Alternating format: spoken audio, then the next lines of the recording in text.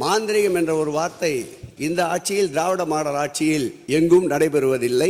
இன்று சட்டசபையில் நடைபெற்ற பட்ஜெட் மீதான விவாத கூட்டத்தில் அமைச்சர் சேகர் பாபு முன்னாள் முதல்வர் ஓ பன்னீர்செல்வத்தை கலாய்த்து பேசியுள்ளார். உடல்நிலை சரியில்லாதால் இடையில் அந்த பணி தடை ஏற்பட்டது உண்மை.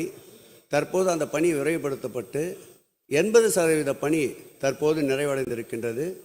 2 மாதத்திற்குள்ளாக குடமுழுக்கை நிச்சயம் நிறைவேற்றி தருவோம் என்று சொல்லிக் கொள்கின்ற அதே வேளையில் அவர் கேட்ட அந்த குளம் மண்டல குழு அளவிலே ஒப்புதல் பெறப்பட்டு மாநில குழு ஒப்புதலுக்கு அனுப்பப்பட்டிருக்கின்றது.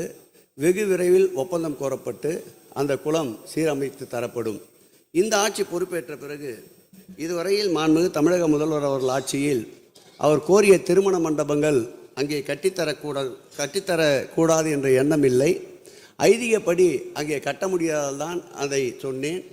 இந்த சட்டமன்ற கூட்ட அறிவிப்பு என்றார், கேளுங்கள் கொடுக்கப்படும், தட்டுங்கள் திறக்கப்படும் என்ற வாசகத்திற்கு சொந்தமான இந்த ஆட்சியில் இப்பொழுதே அவர் அந்த மண்டபத்திற்குண்டான பணிகளை மேற்கொள்வதற்குண்டான அனைத்து முயற்சிகளையும் இந்த ஆட்சி மேற்கொள்ளும் என்பதோடு, மாண்புமிகு தமிழக முதல்வர் ஆட்சி பொறுப்பேற்ற பிறகு இதுவரையில் 85 திருக்கோயில்களுக்கு சுமார் 347 கோடி ரூபாய் செலவில் திருமண மண்டபங்கள் கட்டப்படுகின்றது என்பதை மாண்புமிகு உறுப்பினருக்கு இந்து சமய அறநிலையத்துறை வரலாற்றில் இல்லாத அளவிற்கு திருமண மண்டபங்களை அதிக அளவு கட்டித்தருகின்ற ஆட்சியாக இந்த ஆட்சி இருந்து கொண்டிருக்கின்றது. அதேபோல் திருக்குளங்களை பற்றி பேசினார். 4 திருக்குளங்கள் இந்த ஆட்சி ஏற்பட்ட பிறகு 4.5 கோடி ரூபாய் செலவிலே புதிதாக கட்டப்பட்டு வருகின்றது. அதேபோல் நீர்மட்டம் உயர வேண்டும் என்பதும், தெப்ப காலங்களில் தெய்வங்கள் குளத்திலே சிரிக்க வேண்டும் என்பதற்காக குளங்கள் மாத்திரம் இந்த ஆட்சி ஏற்பட்ட பிறகு 120 குளங்கள் 33 கோடி ரூபாய் செலவில் புனரமைப்பு பணிகள் நடைபெற்று 60% மேலான திருக்குளங்கள் இப்பொழுது 100 ஆண்டுகள் 200 ஆண்டுகள் கடந்து கூட தெப்பங்கள் நடைபெறாமல் இருந்த நம்முடைய நாமக்கல் போன்ற திருக்கோயில்களில் தெப்பத் திருவிழா நடந்ததன் காரணமாக அந்த உள்ளூர் அமைச்சரும் அந்த மாவட்ட செயலாளரும் அரசுக்கும் மாண்புமிகு தமிழக முதல்வருக்கும் நன்றி தெரிவித்து அந்த மாநகர் முழுவதும் சோரொட்டி ஒட்டிய ஒரு வரலாற்று நிகழ்ச்சியும் இந்த ஆட்சியில் தான் நடைபெற்றிருக்கிறது என்பதை பேரவைத் தலைவர் வாயிலாக தெரிவித்துக் கொண்டு, அவர் கோரிய கோரிக்கை வாய்ப்பிருப்பின் வசதிகளை ஏற்படுத்தி நிச்சயம் மாண்புமிகு தமிழக முதல்வர் கவனத்திற்கு கொண்டு சென்று நிறைவேற்றி தரப்படும் என்ற உறுதியை பேரவைத் தலைவர் வாயிலாக உறுப்பினருக்கு தெரிவித்துக் கொள்கிறேன். மாண்புமிகு உறுப்பினர் ஓ பன்னீர்செல்வம்.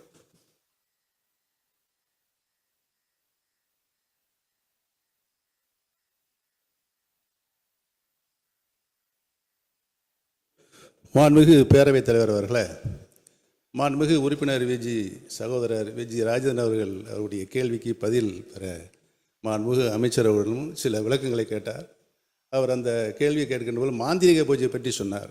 மாந்திரிக பூஜை என்றால் என்ன என்பதற்கு மாண்புமிகு அமைச்சர்கள் தக்க விளக்கத்தை அளிப்பார் என்பதை கேட்க விரும்புகிறேன். மாண்புமிகு பேரவைத் தலைவர் அவர்களே, அவரும் ஆன்மீகவாதி.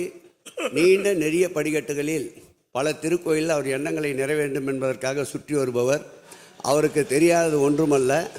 மாந்திரிகம் என்ற ஒரு வார்த்தை இந்த ஆட்சியில், திராவிட மாடல் ஆட்சியில் எங்கும் நடைபெறுவதில்லை. பரிகார பூஜையை தான் அவர் மாந்திரிக பூஜை என்று மாற்றி சொல்லிவிட்டார். பரிகார பூஜை மண்டபம் தான் கேட்டார். நிச்சயம் அந்த பரிகார பூஜை மண்டபம் ஏற்படுத்தி தரப்படும் என்பதை பேரவைத் தலைவர் வாயிலாக மாண்புமிகு முன்னாள் முதல்வர் சட்டப்பேரவை உறுப்பினர் அருமையன் பன்னீர் அவர்களுக்கும் நம்முடைய ராஜேந்திரன் அவர்களுக்கும் பேரவைத் தலைவர் வாயிலாக தெரிவித்துக் கொள்கிறேன்.